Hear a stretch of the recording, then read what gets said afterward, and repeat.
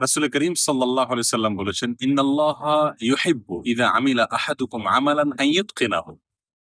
অর্থাৎ আল্লাহ সুবহানাহু ওয়া তাআলা পছন্দ করেন যে তোমাদের কেউ কোনো কাজ যদি করে, সেটা দুনিয়ার কাজ হোক, আখিরাতের কাজ হোক, যে কেউ কোনো ভালো কাজ করবে, কোনো কাজ করবে, সে যেন সেটাকে ইতকানের সাথে করে, সুন্দরভাবে করে, যথাযথভাবে করে, সর্বোত্তম উপায়ে করে।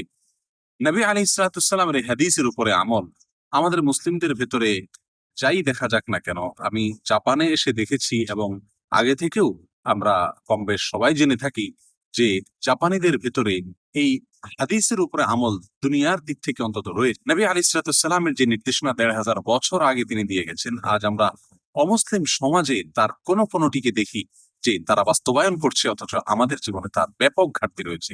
তাই আসুন, যে কোনো কাজ করি আমরা, সেটা আখিরাতের আমল হোক অথবা দুনিয়ার কোনো কাজ হোক, সেটাকে সর্বোত্তম সুন্দরভাবে, সর্বোচ্চ ভালোভাবে, যথাযথভাবে আমরা যেন করি। কোয়ালিটির ব্যাপারে যেন আমরা কম্প্রোমাইজ না করি। তাহলে ইনশাআল্লাহ আমরা বেস্ট মুসলিম হতে পারবো। আমাদের সে কাজ হবে আল্লাহ সুবহানাহু ওয়া তাআলার প্রিয় কাজ।